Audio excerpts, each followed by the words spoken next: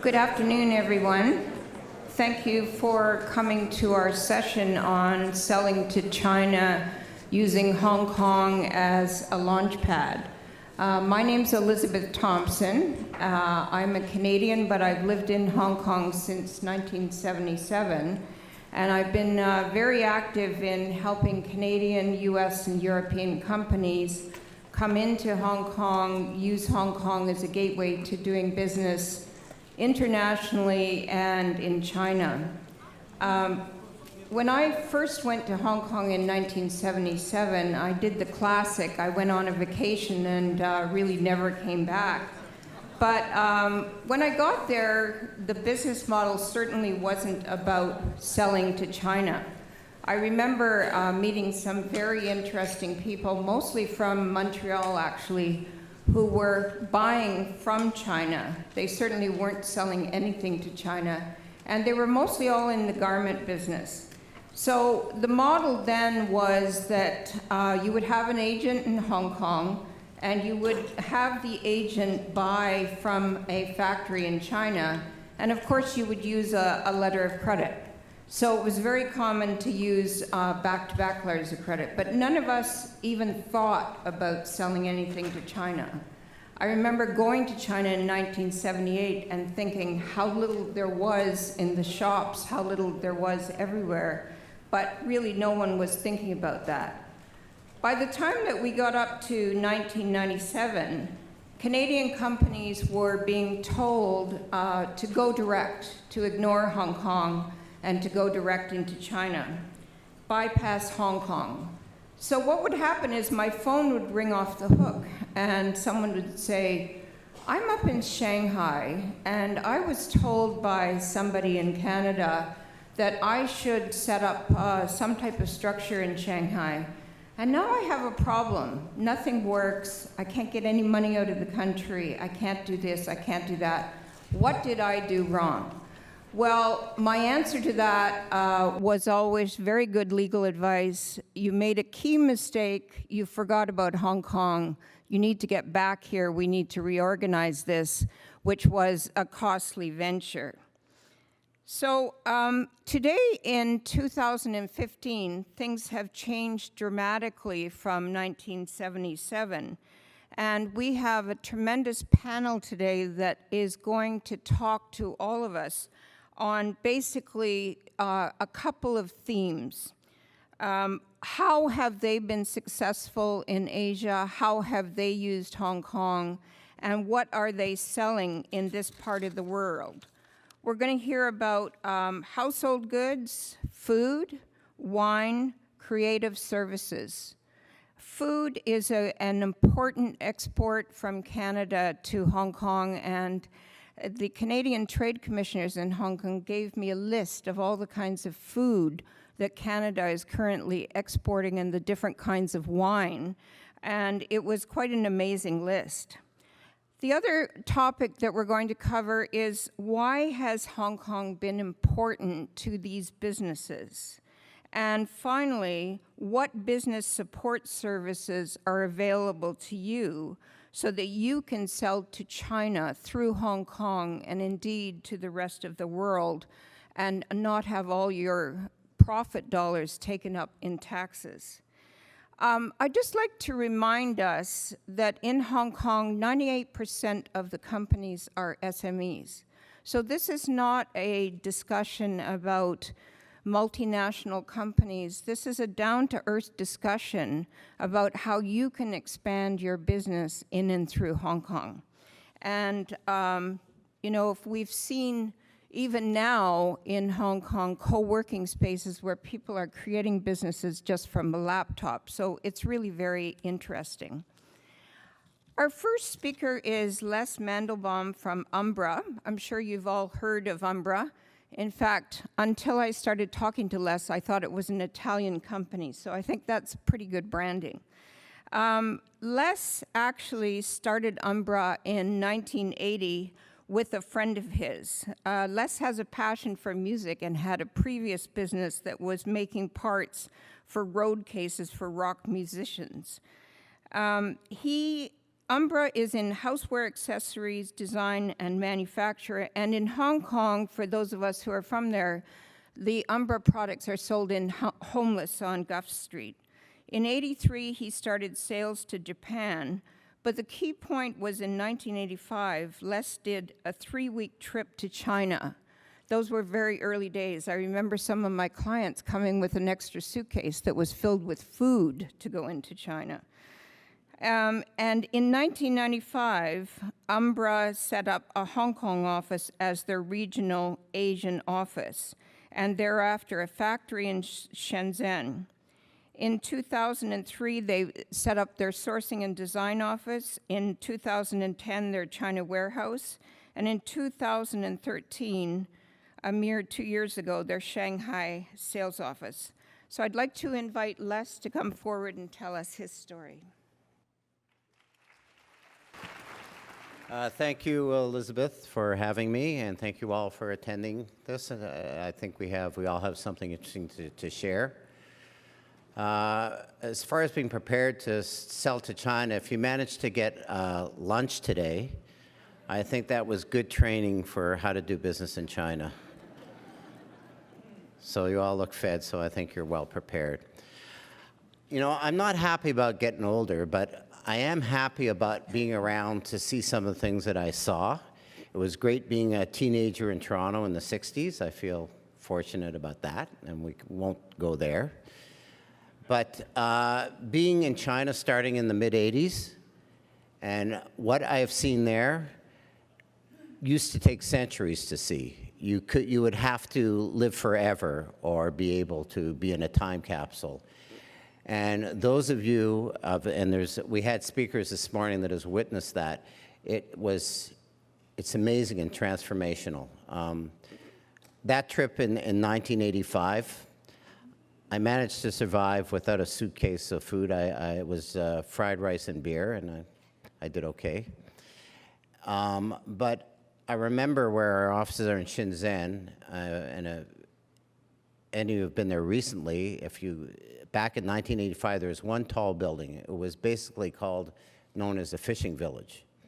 And now if you go there, it's I don't know how many times the size of Toronto, and obviously the infrastructure.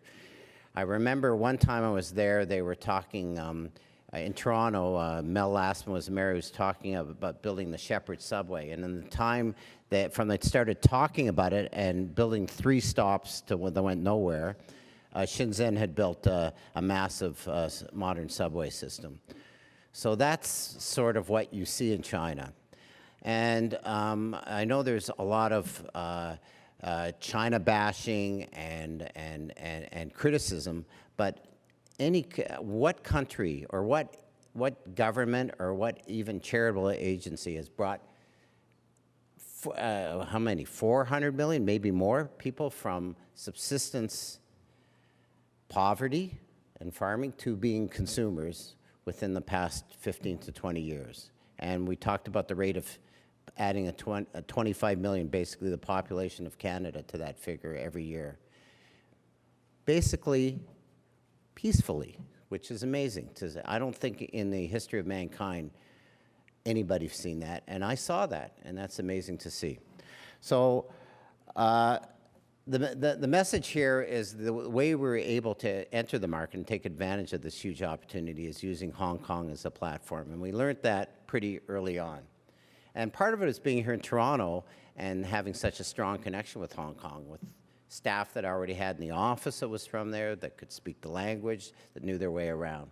So we'll talk a little bit about, here's a little bit of the history. I won't go through it in any real detail, but you saw in my early days, I started off as a musician. That was good training on how to work hard for nothing,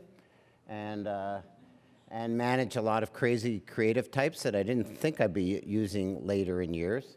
The 1976, I started I brought the road case. I didn't mean to start the road case business, but when I came back from the States and I had all my gear and cases, all the top musicians in town that I was trying to break into, they all said, hey, can you get me some of those cases? And I really started the business just as a way to ingratiate myself to those people. But that business We established the case business, and the cases you see back with the AV equipment, all those parts, I bet 90% of them, everything from the foam to the aluminum edging, you AV guys, came from my company, which is TCH, and we supply half of the states, and that's about a $25 million company. And even though I'm not involved in the day-to-day, I'm still the principal shareholder. So that financed Umbra. It also led me to meet Paul Rowan as I was traveling. He was working in Ottawa. He was working as a graphic designer, and he came up with the idea for the paper window shades. And he said, this is a great idea. There's only bamboo shades in places like Pier 1, and all my friends really like this. And what went off in my head was, I was always interested in the world. I was always a curious kid. And I saw a chance that I didn't see with the case business of engaging the world, a product, an original product that we could eventually sell to the world. Not that the product was hugely successful, but it did define the future business plan was to create design products that were affordable, casual, and useful. And we've kept that up throughout the years, even though we're not making paper window shades. It led to other products, like we brought design to trash cans. We didn't invent design, we didn't invent contemporary design, but I'm sure we're one of the first companies in the world that brought contemporary design to the lowly trash can. And we've done it. There's cans that came on later. We met Karim Rashid in 1996, and he did that Garbino can. And that's the only trash can, I think, that's in the permanent residence of the Museum of Modern Art. So that's my contribution to mankind. We started a global sourcing, Elizabeth mentioned, in 1983, because we had unique products kind of worked, and we were in a trade show in the early 80s in Chicago, and we started selling to Japan. So Paul went to, along with our customers in Japan, and when he was there, he found some companies that could manufacture the type of products that we wanted to make, the type of quality and contemporary design. They got it. And if we showed them how to Americanize it, Westernize the design, I should say, we could sell it to US department stores, because we were already doing over half our business in the US by that time. So once we were in Japan, selling to the Japanese, it started this dynamic of selling and buying at the same time, which now we're, fast forward, we're doing very much so in China. Of course, things changed.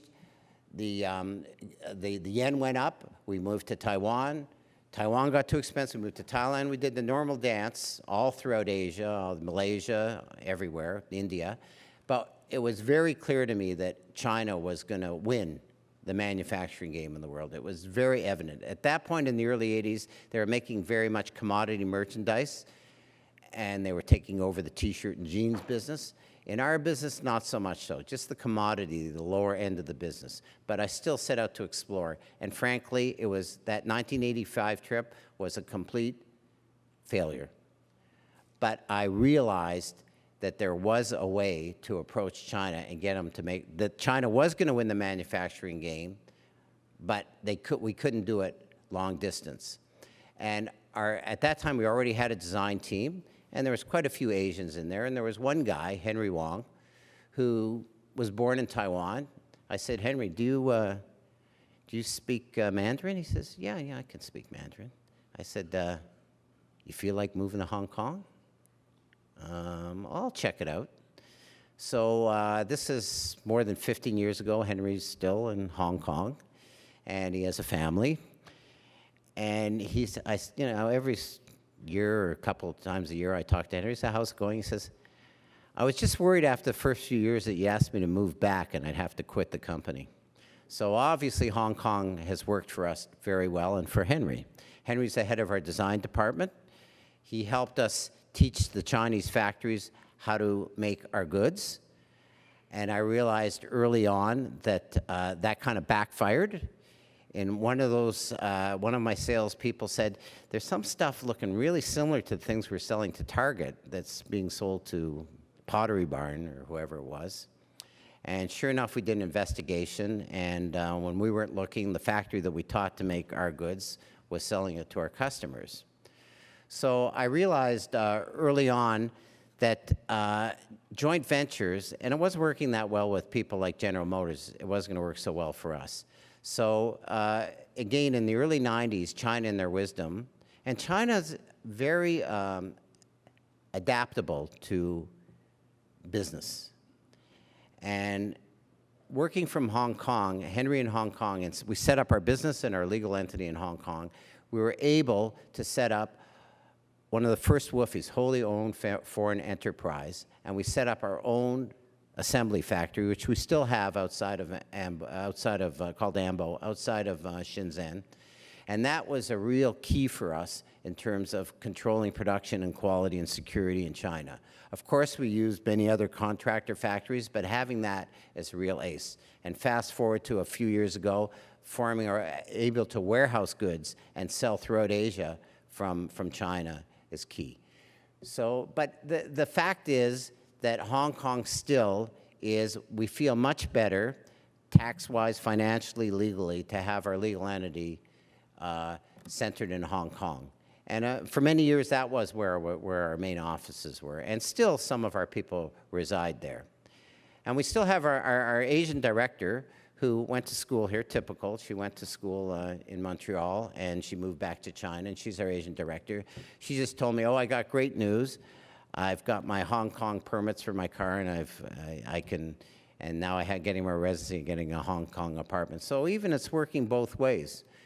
Hong Kong and China are very connected, and it provides that security until China liberalizes its legal and financial system.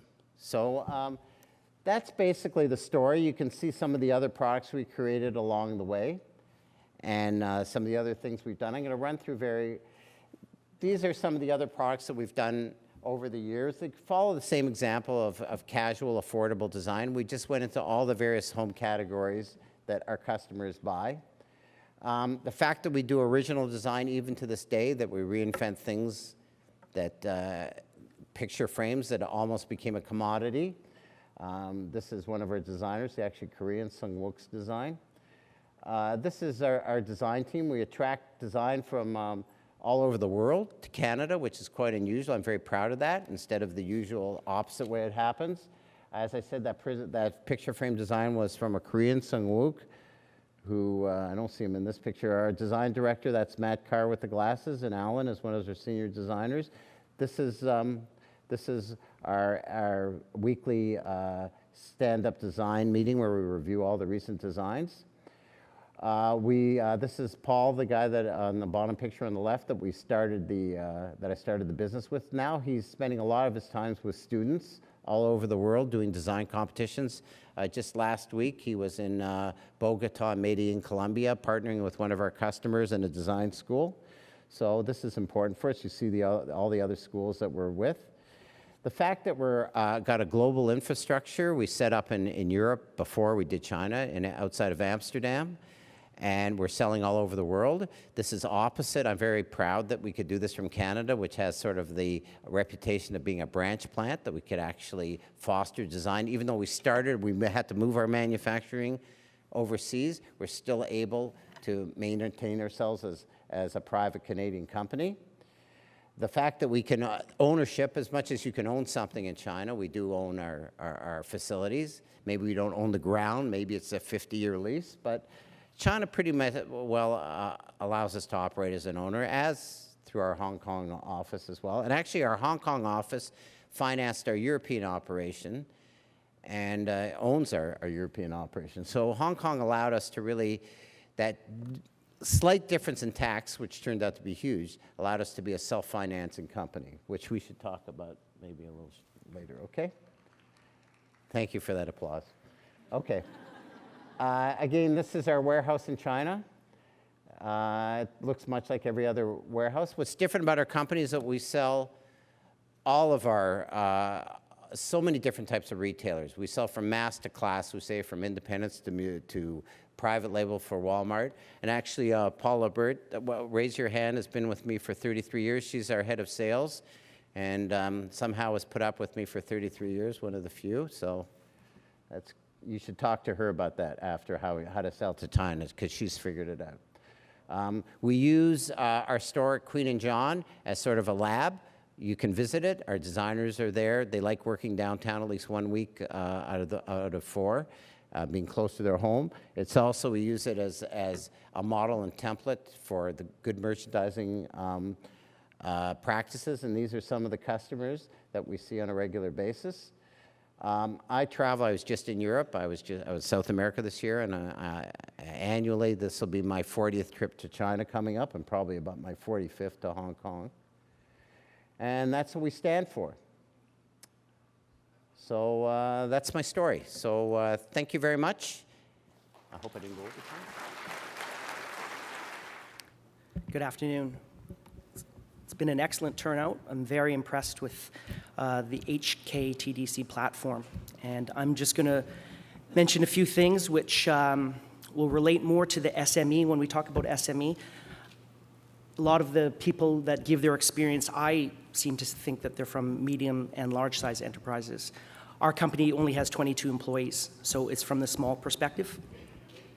And looking back, I can see 3 things that gave us a successful launch to Hong Kong. Number 1 was the platform that we used. We used an HKTDC event called the Hong Kong Food Expo in 2006 to showcase our sausages, and we tried to find a local and knowledgeable retailer or distributor. Secondly, we had to modify our approach because I didn't speak any Chinese, and I really didn't know enough about the market to make a learned choices there. And the last item, which was touched upon earlier, I believe it was from Calvin. It was developing a successful long-term relationship. It takes a willingness, commitment, and open minds from both sides. The first item that I would like to talk about is the platform. I tried to find a new client in the Hong Kong market half-heartedly for many years, and I really don't want to admit how many times that I've tried and failed, but I can tell you it's a long plane ride back from Hong Kong to Vancouver. Stubbornness is one of my redeeming qualities. I don't give up. I don't know if I love winning or hate losing more, but it pushes me to find a way, and that way for me was to find how I could launch myself into Hong Kong and give myself an opportunity, not knowing the landscape.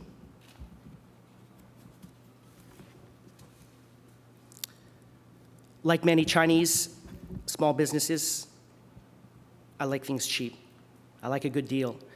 And to get that help, what I needed to do is I went to UBC and I found a recent graduate who was born and raised in Hong Kong. I hired him to help me put together a marketing plan, and that's what we were going to launch on the platform of the Hong Kong Food Expo. I needed his local knowledge of what people thought of sausages. We've always marketed as Chinese sausages, but what we had discovered is Chinese was not always the best word to go in, so we renamed ourselves Canadian sausages. After the Hong Kong Food Expo, we had discussions with many interested companies and individuals, but we settled on the company who we felt best shared our mutual goals.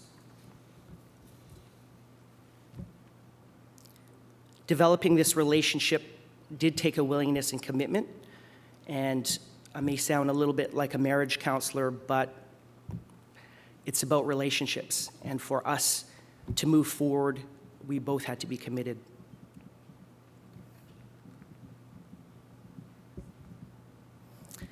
Getting down to business was difficult. The honeymoon was over, and there would be ups and downs and challenges in doing business. But if you're committed to one another, and for the partner that we chose, I knew that he knew the Hong Kong market, and I knew manufacturing. I knew how to make a good Chinese sausage, Canadian sausage. I vocalized to him that I was useless to him in Hong Kong, and I would leave that side of the business to him. I would stay home, which is what I wanted to do. Having a young family, I don't like traveling. And so I focused on consistency, quality, reliability, which is exactly what he was looking for. Since then, we've been able to grow our sales in Hong Kong to be one of our largest customers in a few short years. And in the process, we've developed a close personal relationship, and he's a good friend of mine, and I know his family very well. We had to communicate by email, phone, in person. I would go to Asia once a year. It gave me the eyes to look forward of, now that I have Hong Kong, where do I want to go next? It's a natural jumping off point for not just China, but Asia. So our market is where there are Cantonese-speaking people that eat traditional Chinese sausages. So I've jumped off after visiting him in Hong Kong to Singapore, to the Philippines, to Japan.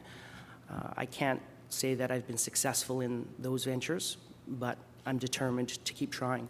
I'm in the trenches. I enjoy what I do. It's fishing is a pastime of mine, and if you're not catching, well, sometimes you have to change your approach. What I like so much about these conferences is that it's my continuing education. I get to listen to the experts in the field. These are great fishermen, maybe bigger than me. They're commercial fishermen. They do it a different way. But there are points that I can pick up and learn from these people that teach me, I need to change the bait. Chinese sausages is not working. I need to use a fly, a herring, something to catch those fish. But as entrepreneurs and small business owners, that's what we're all trying to do. We're all going fishing. We all want to catch that fish. And so the things that I've taken from the people this morning and that the rest of the speakers will have, I'm listening very intently. Thank you very much.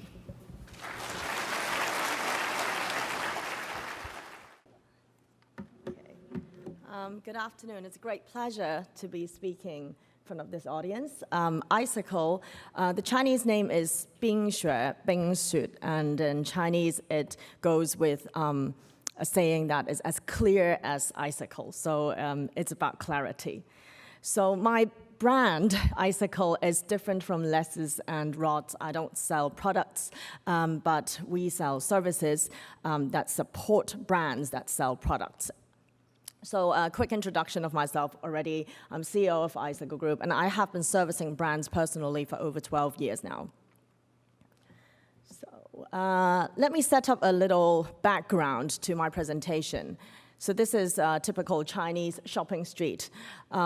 We have talked about the changing times of brands breaking into China and how they have used China in the past. And we all remember back in the 80s and up until about early 2000, China is the low-cost manufacturing base of a lot of brands, and they have made use of this for producing products that are sold around the world.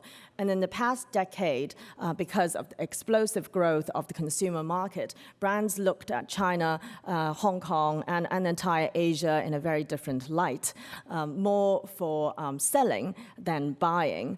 And now what is getting interesting is brands are also seeing an opportunity of taking advantage of the cost and efficiency of sourcing creative services for brand management and marketing production in Hong Kong and in China.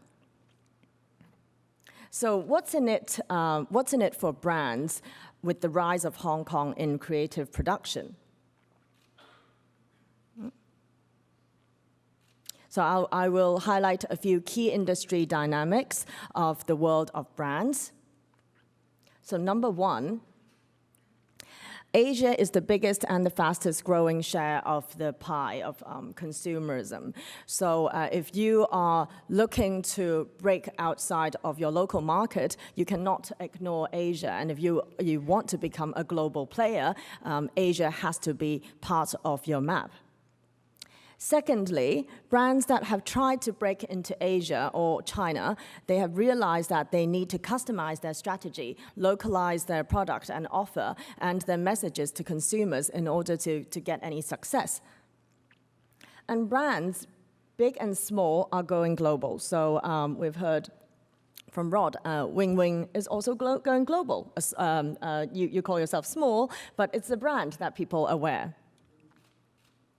And The fourth one is outsourcing, and that also is what Rod talked about. You want to focus on what you are really good at, and with brands growing so fast, that you laser focus on your core function, like producing the product, ensuring consistency, and any non-core business functions, you would want to look for assistance from expertise and professionals and outsource the non-core so you can grow faster. This is a street in Hong Kong where it's at the heart of shopping. So advantages of using Hong Kong's creative services. There are three things that I want to highlight here. Firstly is for the cost advantage of using Hong Kong services and brand and marketing supply chain. And the second thing is Hong Kong is definitely an excellent place for trend setting for brands, for the Asian consumers. A lot of Asian consumers go to Hong Kong for shopping, and that's where they often first explore or experience a new brand that is coming into Asia. And the third point is Hong Kong is also an excellent base for transcreating your brand management into different local languages in Asia. And I will highlight, I will present some best practices where international brands have been doing this with my company and how they have benefited from this. So here I'm going to illustrate with 4 cases of how successful brands are doing and what are the best practices that you can learn from. So this is quintessentially, it's a UK brand. They sell concierge services globally, and they operate in over 60 countries. They have been using Hong Kong for over 10 years to create all their marketing collaterals and branded merchandise. And very cleverly, we have helped them put everything on an online platform where their global offices in 60+ countries can access and place orders for these marketing tools. And these orders get fulfilled from Hong Kong every day. And you'll be familiar with this brand, Estée Lauder Group. And Estée Lauder, for quite some years now, they have been using Hong Kong to transcreate their marketing collaterals into different Asian languages. So if you pick up a leaflet, a Clinique leaflet at a counter in Japan, I could tell you it's most likely produced in Hong Kong. And the translation is done in Asia, and the master file, it comes from New York, and it's transcreated, produced, and fulfilled from Hong Kong. And the other little picture there, it's retail display that they have used Hong Kong to source, because Hong Kong sits right next to, sits in southern China, next to a lot of high quality visual merchandising factories in southern China. And it's very, very cost effective to source through Hong Kong for these retail displays that then get used globally in all the counters around the world. So another company, this is from Australia. Why I wanted to highlight this company is that they actually have no operations in Hong Kong. They make some of the most beautiful designer fireplaces for 5-star establishments around the world. But they have been using for Hong Kong for over 6 years now to create their marketing collaterals, produce and fulfill globally. And the final brand that I want to talk about is Lady M. Some of you might know they're very famous in New York, selling cakes, and they are opening in Hong Kong, I think in 10 days' time, in one of the busiest shopping mall called Harbour City, where there are lots and lots of mainland Chinese tourists. And I think it's worth highlighting that they have localized their approach by designing different boxes, packaging for the cakes. The cakes are still the same, so you will find the same taste in Lady M Hong Kong as in Lady M New York, but they have adapted the packaging for the Chinese market. And I think, and one other point is the entrance into Hong Kong will set the trends to create a huge potential for the brand for their eventual entrance into China.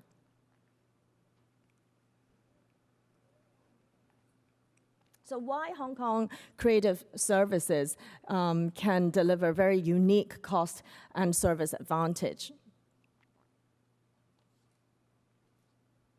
So a couple of points here to take away. Hong Kong has always been known for world-class, efficient operation, and our workforce is very educated and have a design thinking mindset, which is quite leading in Asia, and the population is fully immersed in a global culture, which helps brands that need to create this world-class sophistication. And of course, our workforce has very good command of both English and Chinese and many other languages, Chinese and Mandarin and Cantonese as well. And we are an excellent market for testing out new products and capitalizing brands that are planning to enter into China or already in China. And also, at this point, I want to take a picture of all of you because I'm going to tweet as well as put this onto digital platforms in China, like WeChat and Weibo, because Hong Kong is probably the only place in the world that really understands the expertise in e-commerce and digital marketing in both China and the rest of the world, because these two worlds actually are quite separate in the digital space. So what's in it for you as a brand? What you can do right away after this, after today?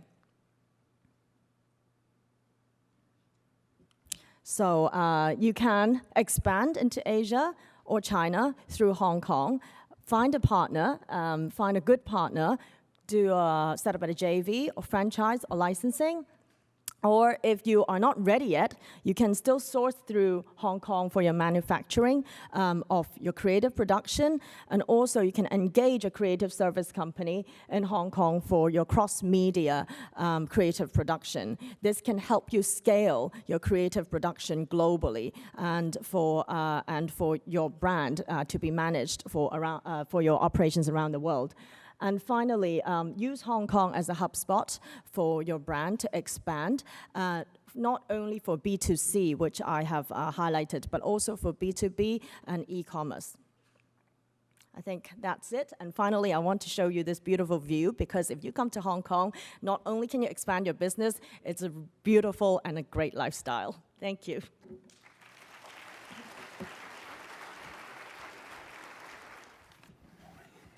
Good afternoon. Elizabeth, you mentioned 1987.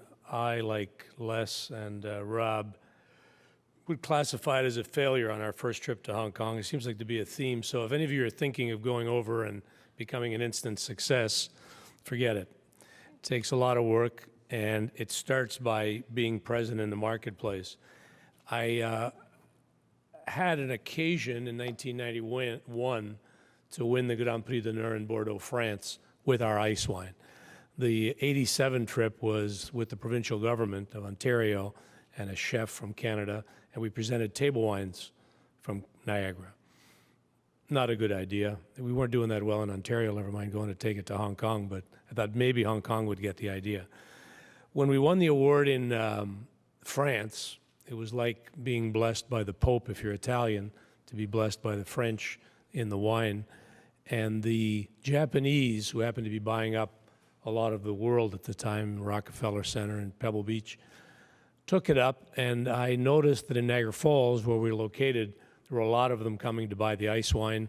So I ventured off, went to Japan, had a great success there. And then from there, I thought, well, I may as well go back to Hong Kong and see how we could do there. So with a number of trips, one of them with a mission from the Canadian government with my friend Sergio Marchi, who was international trade at the time. We went through Hong Kong, and then we also ventured to China. First mistake again was I went to China and I'd set up some meetings, and the embassy said, Donald, you're meeting with the wrong people. You really need to reorganize this and come back again, and we'll set it up for you, make sure that you get the right kind of individuals. On my return trip, I was able to set up a distribution organization with a company called ASC, and this fellow was a Canadian. He was the Jeep representative for Chrysler, and he did a few other things like touring Julio Iglesias. He was actually teaching the Chinese how to do the tango. This was all out of Hong Kong. So I learned how to tango, and Julio and I, he's a big wine lover. We toured France, we toured China, and through Hong Kong, set up our distribution network, convinced the ASC company to buy 2 containers of ice wine that would be basically our base. 1 container was stolen. I don't know where it went to. The second one managed to get from Hong Kong to China, and so some of you, I would know how the logistics work, but I didn't ask. All I know is that it was taken from Hong Kong. It did get to China. So like the individuals you mentioned that went directly to China, Elizabeth, and then called you and said, help, we had the same problem, and we sort of tried to reorganize ourselves through the China gateway of Hong Kong. And because of all of the reasons that you heard from the various speakers, it's a great platform to work through. I also made the mistake, like many of us do, we were so successful in Japan, I thought, okay, so there's 1.3 billion people in China, so if I sell every one of them, or just 1 bottle of ice wine, I'm done, I'm good. I'm like pretty wiped out the Canadian supply of ice wine. Didn't quite work that way, and it's been an ongoing exercise of being in the market. And I think that Les's idea of sending one of his colleagues over to live in Hong Kong and work the Asian market is fundamental. You've either got to visit the marketplace or you've got to have somebody there. Probably the best thing to do is build a relationship with someone in the market, particularly in China. We did a number of things, and I'm not going to list the many events that we did. You know, the inaugural Cathay Pacific from Toronto to Hong Kong served ice wine, and we wanted to make sure we got it in front of everybody to try to build a brand. Bonnie, had I known I would have hired you, it probably would have been a lot easier than the way I did it, because it took a lot longer. In '97, though, we decided that we would really get serious, and we did an international launch out of Beijing with the assistance of the Canadian Embassy, who I do thank, because wherever we went, and particularly in that particular case with Ambassador Bollock, we did a video broadcast back to Canada, and everybody got it because we were showing pictures of the frozen north, the cold. People psychologically get ice wine is made in Canada because it's cold. We have Wayne Gretzky, who's, by the way, just announced he's building a winery in Niagara-on-the-Lake, which is a perfect fit. Then from there, I went off to Singapore, then back to Hong Kong, and then I actually went back to Canada to meet Yang Zemin, who was here with the Canadian Chinese Business Council, always trying to build these relationships in the marketplace. The other thing that I'll leave you with is packaging. You showed Bonnie a cake, I think it was cakes, Lady M. I learned from the Japanese that you either do the packaging right or don't bother at all. My first shipment, because wine comes in cartons, and on that long voyage, they rub against the carton. There was a little scuff, and I mean a little scuff, on the package. The Japanese were very kind to put it back on the boat, ship it back to me, and on the way back, they said, Donald, if you'd like us to buy it, we'd be perfectly willing to do so. Just repackage it and make sure when it comes this time, you do it properly. We then built the whole packaging imagery very much on cosmetics, because they own that. And the other thing about cosmetics is they charge a lot of money. They take flowers and turn it into perfume and charge a lot of money, Estee Lauder included, I'm sure, and make a nice profit so they can hire Icicle. Very fundamental in the Asian market is the packaging.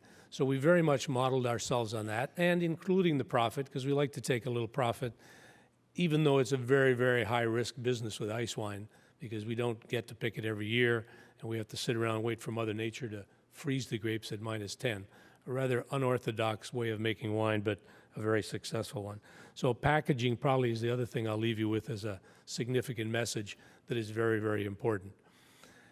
To close, I'm just going to show you a quick little video about the fact that we just did recently another tasting in Hong Kong, and it shows you how far we've come, and the comments are self-explanatory in the video. Full circle, as of last Friday, there are now 6 wineries in Niagara Peninsula alone owned by Chinese. I happen to be consulting for one of them, And I think, Victoria, if you're in the audience, I think we better hire Icicle to do the branding this time, unless you want to take another 20 years to build that brand up again. My wife, Victoria, and I had the pleasure of spending New Year's in Hong Kong, and it is truly a remarkable place. And to those of you that are visiting, speaking of tourism, please avail yourself to come to Niagara. We have a little falls there that some of you may be familiar with called Niagara Falls. But please come down, visit the wineries, taste some of the wines, and thank you.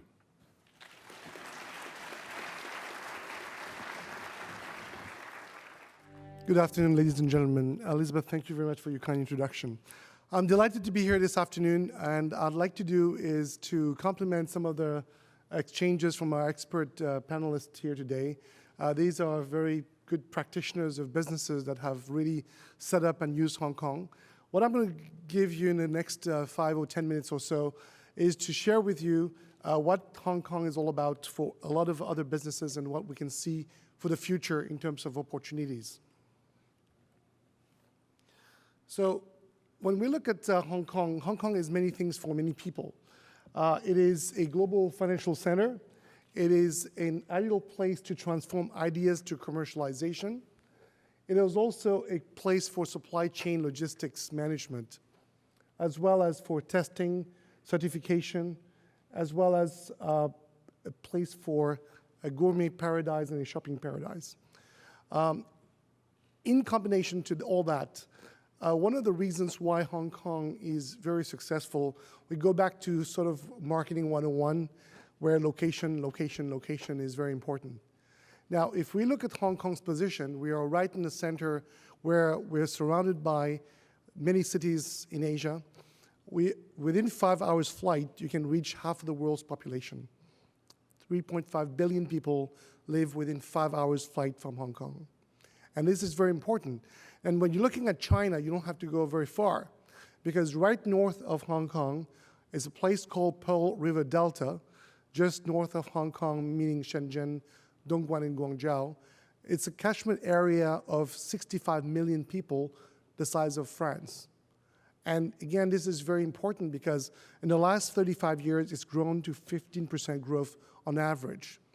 We're currently building a speed train connection from Hong Kong to Shenzhen, which will take Hong Kong to Shenzhen trip 15 minutes. In 3 years from now, you'll be able to go from Hong Kong to Shenzhen in 15 minutes and 45 minutes to go to Guangzhou instead of 2 hours.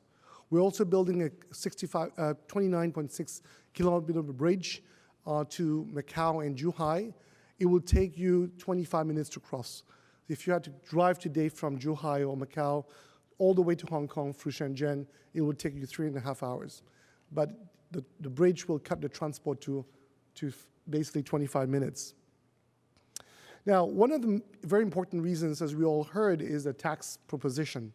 Now, again, because of the fact that we have a double taxation and treaty agreement with Canada, it makes it very interesting also for Canadian companies to looking at Hong Kong in terms of maximizing their profit. We don't have sales tax. There's no tax on capital gains, no withholding tax, and no sales tax, as well as no global taxation. Now, there's a point where we put no duty on wine. The government took a very strategic decision to lift duty on wine 6 years ago, and today we are the world's largest importer of fine wine in the world, and also largest place for all kinds of trading and so on for that. And because of that, targeting the same group of people, we have now seen that Hong Kong now is on the map for trading for arts and also for different types of high-end products. Now, Hong Kong has a best double taxation agreement treaty with mainland China because of the one country, two system. So it means that if you have an office today in Hong Kong, you basically don't, if you have an office in, let's say in Shanghai, you were to repatriate profit to Toronto, for example, there will be a withholding tax of 10%. Whereas if you had an office in Hong Kong, a holding company in Hong Kong, you will only pay 5% withholding tax from mainland China to Hong Kong, and from Hong Kong to Canada, it will be 0%. In terms of high net worth individuals, it is a place where actually it's one of the cities comparable to New York and London where you have the highest number of ultra net worth individuals and family offices. And this is a very important chart which shows that by 2020, actually, according to Capgemini and Credit Suisse, there will be $14 trillion wealth accumulated in Hong Kong by high net worth individuals. So when you think about business where money grows or goes to, this is where the place business is growing to. Now, we have a very good ingredient, all types of a good mix for companies to be successful. Not only is it the freest economy in the world, which means that a free flow of information, capital, goods, and people, but also intellectual property rights protection. Very importantly for all of you who are in the internet or technology business that you want to look at, because you can really use Hong Kong to really leverage on that intellectual property rights protection and also as well as enforcement. International standards as well as different easy for expatriation or repatriation profit, as well as one-stop service for testing new services and also commercializing your products. Now, Hong Kong is not all about life. It's not all about business. It's all about lifestyle as well. We have great lifestyle in Hong Kong, where from the hockey games to horse races, as well as to rugby sevens and the beaches as well. Hong Kong is one of the places where you have one restaurant for every 600 person. We have an island called Lama Island. For those of you who haven't been, there are 5,000 people with 60 nationalities living over there. So you talk about diversity, and we know that Toronto is a place where a lot of very diverse group of people live as well. These are some of the brands that are based in Hong Kong. And some of the opportunities really for F&B, we heard about some of the friends here doing a lot of import and export and using Hong Kong for distribution for food and beverage. Business broking is very important as well. There's a lot of, there's also an opportunity for those of you who are in this business to really literally set up for consulting firms and especially small, medium-sized companies. Hong Kong has over 320,000 small, medium-sized businesses, and a lot of these companies need your help in terms of supporting for business brokerage. Information technology, natural resources, of course, food and consumer products, and trade and industry as well.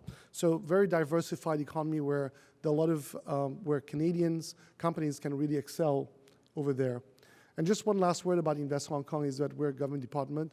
I'll borrow a word from what President Ronald Reagan said.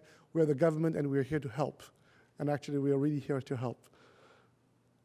So perhaps we could turn on to some questions later on, Elizabeth. So thank you very much.